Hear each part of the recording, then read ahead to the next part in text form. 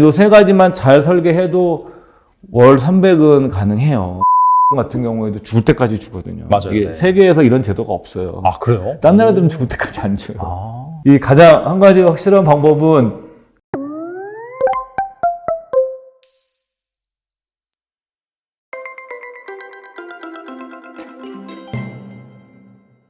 재테크 노후 준비 관점에서 좀 질문을 드릴 텐데, 연금이 기본적으로 이제 생활비라고 하셨는데, 노후 자금은 최소한 얼마 정도 모으는 게 적절할지 궁금하거든요. 이게 네. 몇 개 조사한 거를 말씀드릴 수 드려야 될 것 같아요. 그러니까 뭐 우리나라 40대, 50대 분들을 대상으로 해서 설문조사한 거 보게 되면 월 400에서 500 정도 얘기하시는 분들이 제일 많아요. 필요한 생활비. 그 다음에 이제 국민연금, 거기 국민연금의 연구소가 있는데 거기서 이제 2019년도에 적정생활비라는 거를 한번, 그러니까 적정생활비라는 것은 그냥 조금 여유있게 사는 거예요. 뭐 내가 이 돈 가지고 골프도 치고 뭐 여행도 이런 게 아니라 네네. 그냥 내가 최소한의 생활을 하는데 약간 빠듯하진 않게 생활하는 걸 그때 하셨던 거는 게 2009년도에 그 금액이 전국적으로 평균 한 268만 원, 서울은 한 320만 원 정도인데 이게 2019년도니까 사실 지금은 이 기준으로 따지면 지금 더 많아야 돼요. 물가가 많이 올랐잖아요. 네네. 그러니까 계속적으로 이대로 막 물가가 막 10년간 지금처럼 막 4%, 6% 계속 가는데 그럼 이 물가도 복리로 작용하잖아요. 그렇죠. 네. 네? 네. 그러면 6%면은 그 72의 법칙 쓰면 12년 뒤에 2배 되거든요. 그러면 지금 320만 원이면 12년 뒤에는 지금 만약에 그게 물가 6%씩 오르면 12년 뒤에는 640만 원이 돼야 되는 거예요. 이게. 그래서 네. 사실 이게 결코 현재 300만 원이라는 것도 물가를 감안해서 생각해 보면 만만치가 않은 거예요, 이게. 그래서 대략 그래서 사람들이 현재 그냥 체감하는 거는 한 300에서 500만 원 정도가 되면 되지 않을까라고 생각하시는 분들이 제일 많은 것 같고, 현실적으로도 사실은 뭐 그 정도를 목표로 하시는 분들이 좀 많은 것도 같고요, 제 주변에도. 예. 그러면 이제 이게 우리가 이제 그럼 이 돈이 얼마가 있어야 되느냐? 이걸 이제 우리가 설계하는 방법에는 두 가지가 있어요. 하나는 이제 이 캐시플로우를 중심으로 설계하는 방법인 거죠. 예를 들면 뭐 내가 국민연금에서 얼마. 그러니까 내가 뭐냐면 어차피 우리 노후 생활비라는 것은 죽을 때까지 현금 흐름이 떨어지지 않게 하는 게 핵심 본질이거든요. 그렇죠. 거창하게 얘기해서 뭐 과학적으로 얘기하지만 그냥 딱 잘라서 얘기하면 죽을 때까지 돈 안 떨어지게 만드는 게 최고인 거예요. 그렇지 않습니까? 그렇죠. 그래서 내가 딱 쓰는 거. 그러니까 그런 자산을 굉장히 많이 게더링 하는 거죠. 모으는 거죠. 뭐 대표적인 게 당연히 국민연금이 있을 수가 있고, 그러니까 그런 거 한번 계산해 보는 거죠. 국민연금에서 내가 얼마 받지? 그 다음에 내가 그 연금저축계좌라든가 여러분들께서 아니면 그 퇴직연금이나 이런 IRP 가입, 연금 상품 가입하시잖아요. 여기서 내가 얼마 정도씩 내가 이렇게 인출해 쓸 수 있을까? 한번 계산해 보고. 그 다음에 내가 주택연금 같은 것도 내가 최악의 경우에는 뭐 내가 주택연금을 활용하겠다. 그럼 주택연금에서 얼마나 나왔어? 보면 사실은 요 세 가지만 잘 설계해도 월 300은 가능해요. 현재 우리나라 뭐 약간 중산층 이상이신 분들은 네네. 월 300 정도는, 왜냐하면 우리 주택연금 같은 경우에도 죽을 때까지 주거든요. 맞아요. 이게 네. 세계에서 이런 제도가 없어요. 아, 그래요? 딴 나라들은 죽을 때까지 안 줘요. 아. 이것도 나중에 제 생각에는 조금 너무 많이 신청하면 정부가 좀 부담이 있을 수도 있다고 약간 생각해요. 부동산 시장이 약간 침체되거나 그렇게 된다. 그래도 그거는 가입할 시점에 가격이 떨어져도 네. 가격 떨어지는 리스크를 주택금융공사가 가져가요. 정부가. 네. 개인이 가져가는 게 아니에요. 그러니까 나중에 부동산 시장 약간 장기 침체 가면은 약간 문제가 생길 수도 있고. 예, 그래서 이제 그러니까 가격 하방의 리스크를 내가 지지 않아요. 그렇죠. 네. 예. 그러니까 이제 그건 이제 그 하방의 리스크 정모한테 전가시켜 놓은 상태이기 때문에 이게 물론 오를 땐 내가 손해보는 것 같지만 이게 사실은 오르든 내리든 죽을 때까지 캐시플로우를 창출하는 수단으로서는 굉장히 이제 그 한국에서는 굉장히 좋은 수단이에요. 불확실성을 제거해주는 측면에서 좋은 것 같아요. 그렇죠. 그리고 이렇게 하고 두 번째 여러분들이 쉽게 계산해 볼 수 있는 방법이 이제 나머지 돈들을 목돈 개념으로 만들어야 되잖아요. 그러니까 이제 그 두 번째 방법이 그게 이제 25배의 법칙이라는 게 있어요. 예를 들어서 내가 한 달에 네. 쉽게 한 달에 내가 월 500만 원씩 쓰고 싶어. 네. 그러면은 1년에 600만 원이잖아요. 1년에 6천만 원이 필요한 거잖아요. 네. 여기에다가 이제 25를 곱하면 15억 원이 나옵니다. 내가 15억 원이 있으면 네. 내가 매월 500만 원씩 90세까지 60세부터 90세까지 돈을 쓰더라도 돈이 고갈되지 않아. 그러니까 원금은 까지겠죠. 네네. 고갈되지 않는다라는 거예요. 근데 이 대전제는 이 안에 포트폴리오가 숨어져 있어요. 하나는 S&P 500에 이거 미국 데이터니까 S&P 500에 50%, 그다음에 채권에 50%에서 절반씩 놓고 이게 이제 4% 인출류가 똑같은 개념인데 그 뒤집은 게 25배니까. 그러니까 이제 그렇게 해서 내가 이거를 500만 원씩 계산하게 되면은 그러니까 15억 원이 있으면 60세부터 미국 S&P 500과 뭐 채권에 딱 절반씩 포트폴리오 짜놓으면은 고갈되지 않고. 근데 이 시뮬레이션에서는 미국 대모황도 들어가 있고 70년대 스태그플레이션도 넣은 거예요. 최악의 시점까지도 고려를 해서 하더라도 너는 고갈이 되지 않아. 30년간은. 예, 90세까지. 라고 한 게 25배의 법칙이에요. 근데 여기서 만약에 500만 원인데, 그게 아니라 국민연금 150만 원 받아. 그러면 350만 원 뺄 거 아니에요. 또, 그죠? 그래서 내가 뭐, 주택연금 150만 원, 그러면 200으로 또 줄이잖아요. 예, 그러면 200이면 확 줄어요. 2,400만 원 곱하기 25배니까. 이런 식으로 해서 자기가 한번 갖고 있는 자산을 이렇게 한번 시뮬레이션 해보시면, 되고 요즘은 25배 법칙이 많이 알려져서, 그거를 좀, 이렇게, 여러분들께서 좀 검색을 해보셔도 뭐 미국 사이트나 또 한국에서도 그런 것들을 좀 글을 써서 올리신 분들이 계시더라고요. 또 그런 걸 한번 활용해 주시면 현금 흐름과 25배 법칙을 이용해서 내가 이제 현금 흐름 밑에 깔린 거 나머지 필요한 목돈을 이렇게 계산해 보시면 대충 가늠을 하실 수가 있는 거죠. 근데 진짜 그 15억 말고도 방금 말씀하신 국민연금이랑 주택연금까지 합치면은 그냥 평생이겠네요, 평생. 그렇죠. 그래서 네. 많은 분들이 이게 우리가 보통 보면은 얼마가 있어야 부자가 돼. 이럴 때도 나옵니다. 만약에 집이 세 채가 있는데 캐시플로우가 없으면 노후에도 고통스러운 거예요. 왜 그렇겠습니까? 건강보험료 다 산정 들어가죠. 세 채가 다. 네네. 그렇잖아요. 근데 그래서 이걸 내가 근데 예를 들어서 임대료가 안정적이지 않다.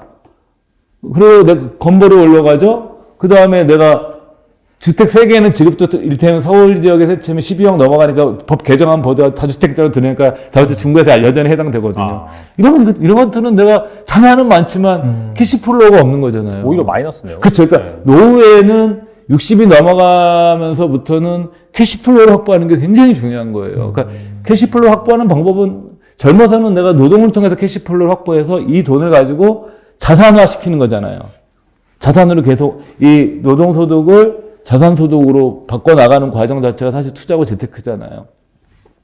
근데 나이가 들게 되면 내가 가지고 있는 자산이나 아니면 일을 더해서 물론 이 소득이 젊어서만큼 저희 인생의 뭐 50대, 40대만큼 고소득은 아니겠지만 일해서 내가 이제 하거나 아니면 내가 자산을 통해서 인출을 하거나 아니면 연금을 통해서 인출해서 이걸 내가 다 조합을 해야 돼요. 그래서 제가 이제 개인적으로 이런 투자에 관한 책은 아니지만 그 찰스 핸디의 그 영국의 경영사상가인 찰스 핸디라는 분을 제가 어렸을 때 굉장히 좋아했던 경영사상가이신데 얼마 전에 이분이 또 그 손녀과 손자한테 쓰시는 책도 내셨더라고요. 근데 이분이 이제 잘 판는 것 같은데 그 책은 포트폴리오 인생이라고 그래서 그 나이가 들면 하나의 인생을 살면 안 되고 포트폴리오 인생을 살아야 된다. 그러니까 나이가 들면 내가 뭐 일도 조금 하고 그 다음에 내 돈을 운용하는 내가 운용자 역할도 좀 하고 그다음에 내가 봉사활동을 하든 취미를 하든 이런 식으로 내 인생을 포트폴리오로 짜서 하는 인생이 앞으로 돼야 된다라는 거예요. 근데 그 포트폴리오 짜는 것 중에 하나가 당연히 투자 쪽에서는 캐시플로우를 만드는 것을 내가 계속적으로 연구를 해야 되고 그리고 앞으로는 이게 물가가 계속 오르게 되면 생활비 가치가 떨어지기 때문에 이거를 지금은 금리가 높으면 괜찮지만 또 금리가 낮아지고 또 이렇게 되면 또 상황이 또 바뀔 수도 있거든요. 그래서 여러분들께서 그런 것들을 좀 고려하면서 이 투자도 해가면서 이제는 인출해야 되거든요. 굉장히 과거와는 달라진 거예요. 수명이 길어졌기 때문에. 그렇죠. 지금 아마 40대 여성들, 40대 초반 중반 여성들은 평균적으로 몇 살까지 살 것 같으세요? 거의 100세까지 사나요? 거의 90세가 절반 이상이 다 90세 넘어 삽니다. 30대들은 뭐 거의 제 생각에 절반이 뭐예요? 70, 80% 90세가 특히 여성 기준으로 또 오래 사시니까. 생각해 보시면 우리가 평균 수명 83세, 86세로 재무 설계해 주는 게 아무 의미가 없는 거예요. 기본적으로, 그러니까, 최소한 지금은 90세에 놓고서 재무 설계를 해야 되는 시대가 온 거예요. 그러려고 그러니까 내가 돈을 어떻게 다 모읍니까? 이런 말이 뭐냐면, 부잣집 자식으로 태어나야 돼요. 부잣집 재벌집 막내 아들로. 네. 예? 최소한. 네. 예? 조준이 정도는 돼야 되는 거예요. 예? 근데, 그렇기 때문에 이제는 그 투자를 해가면서 내가 인출해 나간 이것도 굉장히 중요한 도전이 될 거예요. 네. 저희 그 개인 투자자들에게. 예. 알겠습니다. 그리고 평생 생활비 걱정 없을 가장 확실한 노후 준비 방법 한 가지를 추천해 주신다면 뭐가 있을까요? 이거는 사실은 아까도 말씀드린 것지만 가장 핵심은 우리가 장수 리스크라는 표현을 쓰는데 장수 리스크는 이제 이게 뭐 학자들마다 다르지만 그냥 저희가 이제 개인적인 입장에서 그냥 편하게 말씀드리면 하나는 두 가지예요. 제 생각에는 오래 사는 위험. 그다음에 두 번째 죽음의 시점을 알 수가 없는 거예요. 그렇죠. 알 수가 없잖아요. 그러니까 사실 제일 완벽한 건 뭐냐면 죽을 때까지 캐시플로가 계속 나오는 안정적인 자산을 확보하고 있는 거예요. 그래서 옛날에는 모든 사람들의 퇴직자들이 모든 꿈이 다 임대사업자였었어요. 그쵸? 네네. 재산이 많으나 적으나. 요즘은 이제 바뀌셨죠. 왜냐면, 임대사업이 어렵거든요. 그게. 여러분, 임대사업이 쉬운 게 많은 사람들이 임대사업 어려운 거예요. 이게 많은 분들이 생각해보면, 이렇게 뭐 언론 같은 데서는 막 이렇게 하는 게 뭐냐면, 집주인과 건물주만 나쁜 사람인 것 같지만, 세상에는 좋은 건물주도 있고, 또 나쁜 건물주도 있고, 세입자도요, 좋은 세입자도 있고, 정말 나쁜 세입자도 있어요. 전 나쁜 세입자 때문에 엄청 고생도 해본 사람이에요. 정말 나쁜 사람이에요, 나쁜 사람. 거짓말 밥 먹고 드시라고 예를 들게 되면 그런 사람도 있는 거예요. 그래서 쉬운 게 아니에요. 맞아요. 네. 예, 절대 여러분 생각해서 그래서 뭐냐면은 현재 이렇게 나와 있는 상품은 우리가 개인이 선택할 수 있는 거는 국민연금 이게 제일 확실해요. 현재 이게 뭐 고갈되고 하더라도 이건 줄 수밖에 없어요. 그리고 국민연금은 또 중요한 게 인플레이션 해지해 주잖아요. 물가 상승률을 반영해서 주잖아요. 죽을 때까지. 네. 그러니까 이게 기본이 되는 거예요. 그러니까 국민연금은 좀 넣으실 수 있을 때 뭐 불만스럽다 하시더라도 저는 넣는 게 맞다고 봐요. 그러니까 이거를 민간 금융회사에서는 설계를 할 수가 없어요. 이런 상품을. 인플레이션 해지하면서 죽을 때까지 주는 상품을 어떻게 설계해요. 근데 이제 사실 또 논리적으로는 종신보험에 들어야 돼요. 생각보험. 근데 종신보험이라는 것 자체가 죽을 때까지 주는 대신에 이게 인플레이션 해지가 안 돼요. 그리고 이게 종신보험이 돈이 좀 많으신 분들이 가입하겠죠. 그 서민들은 또 참 가입하기 어려운 상품이에요. 이게 내가 몇 푼 안 되니까. 그래서 이제 이 가장 한 가지 확실한 방법은 그래서 우리가 국민연금이나 주택연금 같은 경우는 굉장히 확실한 방법이에요.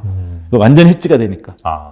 네, 가장 확실한 방법이. 그러니까 나머지는 내가 이제 고민해서 만들어야 돼요.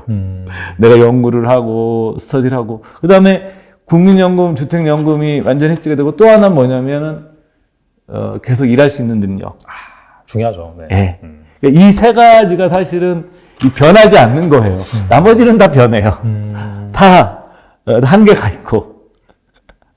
네. 그렇게 생각하니까 나머지는 내가 연구해서 주식도 그렇고 펀드도 그렇고 ETF도 그렇고 내가 하셔가지고 해가지고 하나로 딱 해가지고는 답을 찾기 어렵죠. 세 가지만 이제 사실 제일 확실한 거죠. 변하지 않는 거.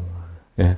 확실한 게 중요한 것 같아요. 확실하게. 예. 변동성인 거고. 특히나 이제. 국민연금, 자기 경쟁력, 그 다음에 주택연금 이런 것이 변하지 않는 거니까. 확실한 거니까. 나이가 들면은 특히나 이 불확실성 그 자체가 좀 더 큰 리스크이기 때문에 젊을 때는 사실 그게 어떻게 본다면 기회로 작용할 수 있지만. 맞습니다. 예. 그래서 방금 말씀하신 확실한 거 국민연금, 예. 주택연금, 그다음에 내가 이제 일할 수 있는 능력 예. 그 부분을 잘 키워 나가시면은 이런 것들이 밑바탕에 깔려 있어야지 예. 좀 마음도 편안해지고 예. 또 건강하고 행복하게 살 수 있지 않을까 예, 생각이 됩니다. 맞습니다. 후회되는 것 중에서 빠지지 않는 게 몇 가지가 있어요.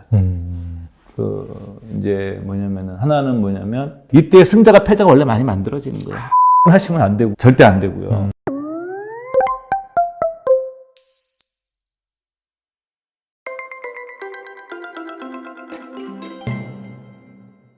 그리고 노후가 행복하기 위해서 꼭 지켜야 할 습관이 있다고 들었는데 이것은 무엇일까요? 저는 이게 이제 뭐 설문조사 같은 것들도 보고, 일본에서 뭐 미국이나 이런 데서 이렇게 사람들이 이제 후회하는 것들이 좀 있어요. 나이가 들어서 후회되는 것 중에서 빠지지 않는 게 몇 가지가 있어요. 이제 하나는 일단 뭐 좀 여행을 좀 많이 다닐 걸, 뭐 이런 거거든요. 근데 그게 사실 여행이라는 말보다는 더 정확히 얘기하면 여행이나 뭐 놀러 가고 이런 걸 얘기를 하는 게 아니라 좀 자기를 위한 삶. 사실 저도 말을 이렇게 하지만 잘 못해. 그리고 익숙하지가 않거든요. 저도 그렇죠. 그러니까 한국의 가장들은 계속 막 일만 하고 했으니까. 예, 그리고 회사하고 뭐 부모님 이런 게 그러니까 생각해 보면 내 삶을 살지 못했다는 생각이 나중에 든대요. 과연 그래서 여러분들은 저도 이제 요즘 그게 고민이고 되게 힘든 주제인데 정말 네가 원하는 삶이 무엇인가를 아느냐라는 거죠. 네? 아느냐. 우리가 나 자신을 사람들이 많이 아는 것 같지만 사실은 잘 몰라요. 그래서 그러니까 소크라테스 같은 분이 너 자신을 이렇게 알라고 얘기한 거고, 근데 몽테스키에 같은 사상가는 자기 그 거실벽에다 이걸 붙여놨다고 그래요. 진정 내가 아는 것은 무엇인가? 진정 내가 알고 있는 것은 무엇인가? 나를 잘 알고 있느냐?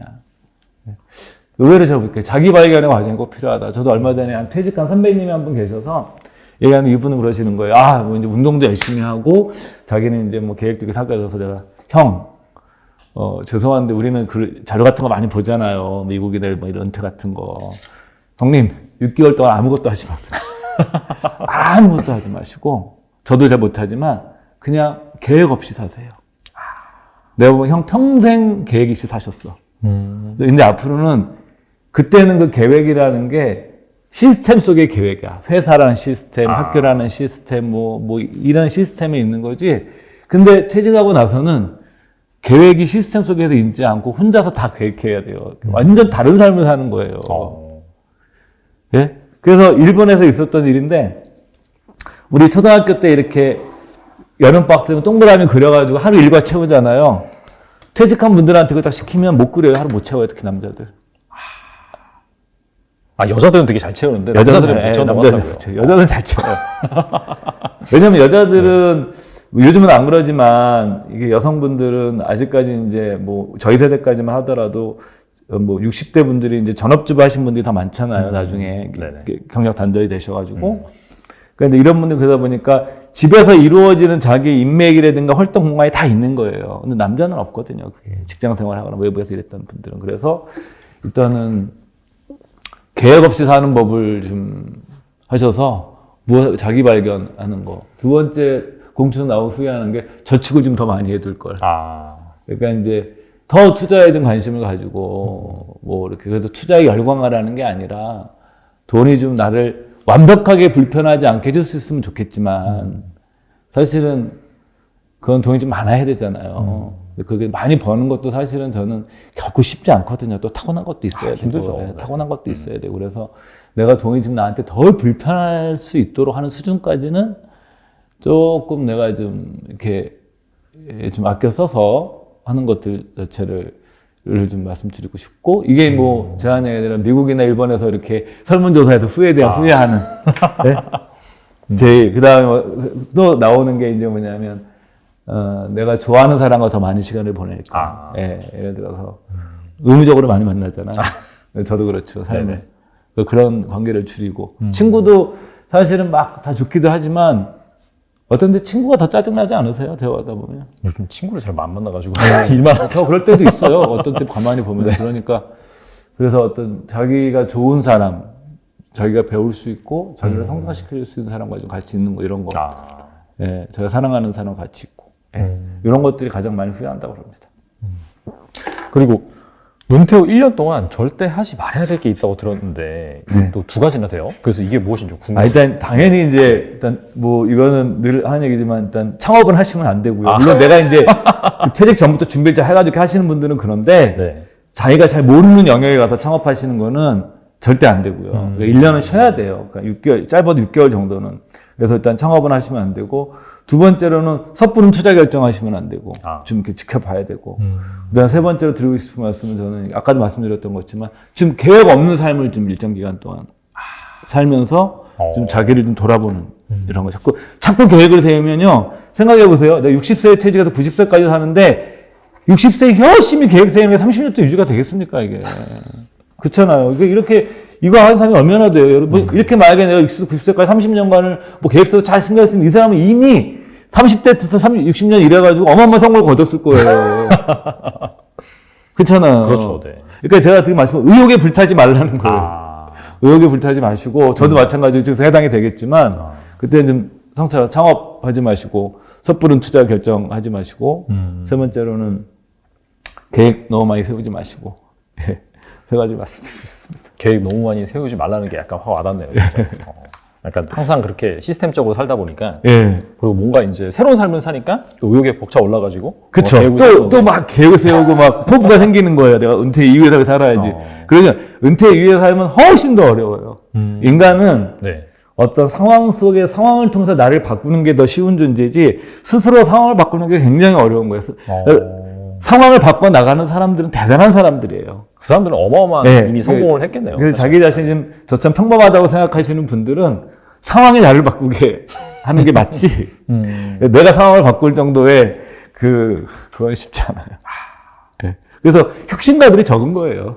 그렇죠, 사실. 네. 패러다임을 바꾸는 사람은 그래서 이제 우리 같은 사람 어떤 거냐면 패러다임이 바뀔 때 사고 치면 안 되는 거예요. 평범한 사람들. 네? 어차피 혁신은 패러다임 우리가 바꾸진 못해. 근데 바뀔 때 괜히 저항하거나 괜히 평론가에 대해서 막 잔소리하거나 이러면 안 된다는 거예요. 바뀌었어? 그러면 지켜봐야지, 공부해야지. 이렇게 살아서 저희는 버티고 맞춰 살아야 되는 거지. 거기다 대고 막 평론하는 사람들 있거든요. 특히 좋은 대학 나와서 똑하신 분들. 그렇죠, 맞아요. 네. 예. 사기라 그러고 막. 야, 근데 그런 분 별로 돈 없어요. 제가 만나보면. 이렇게 변화를 딱 보시고, 네. 고민하시고 이런 분들, 수용하시는 분들이 돈 훨씬 더 잘 벌고 있거든요. 그러니까, 혁신가가 있고, 우리는 혁신가 내시면, 이렇게 월급적이 하면 안 되시죠. 이미. 그렇죠. 이미 나가서. 그러니까, 우리는 혁신의 수용자는 돼야 되는 거죠. 근데 이것도 일종의 패러다임이 바뀌는 거잖아요. 내가 이때가 이제 사실 어려운 거예요. 뭐든지. 항상 이때가 어려운 거고, 이때의 승자가 패자가 원래 많이 만들어지는 거예요. 패러다임이 바뀔 때 승자가 패자가 많이 만들어집니다. 사실 이게 어렵죠. 이거 찾아내기가. 이걸 찾아낼 수 있는 사람들은 갑부가 되겠죠. 이 혁신으로 인해서 승자 패자를 만들 때 승자를 선택할 수 있는 능력을 가진 인사이트가 있으신 분들은 부자가 될 것이고, 그렇지 않은 사람들 그걸 고르지 못하더라도 그걸 좀 수용해내는 삶의 태도가 저는 맞는 것 같아요. 현실적으로. 알겠습니다. 오늘 또 네. 한마디 요약을 해보자면 약간 너 자신을 알라? 예, 그런 것 같아요. 굉장히 어려워요. 나 자신을 아는 게. 그러니까 자기가 이제 혁신 수용가인지 아니면은 진짜 혁신가인지 아니면은 비판가인지 뭐 그런 걸 잘 일단 판단을 해봐야 될 것 같아요. 근데 대다수 분들은 자기가 혁신적이다 생각하세요. 제 생각에는 근데 이걸 보고 계신 분들 같은 경우에는 그냥 혁신가는 좀 가능성이 좀 낮은 것 같고 제 생각에는 혁신 수용자 아니면은 아닌 분, 뭐 그런 분인 것 같은데 그래서 정말 자기 자신을 잘 알고 그다음에 변화가 왔을 때 우리가 잘 이제 판단을 해서 잘 편승을 한다든지 뭐 그런 부분이 좀 필요하지 않을까 생각이 되고 뭐 돈을 많이 모아서 잘 저축해서 연금 많이 받는 것도 중요하지만은 또 추가적으로 말씀하신 부분 뭐 바로 너무나 벅차 올라서 계획을 세우지 말라든지 창업이라든지 뭐 좋은 습관 등등 이런 것들이 어떻게 본다면 더 중요하지 않을까 생각이 됩니다. 잘 보셔가지고 은퇴 준비 또 잘 하셨으면 좋겠습니다. 네, 지금까지 이상권 센터장님 나와주셔서 감사합니다. 예, 고맙습니다.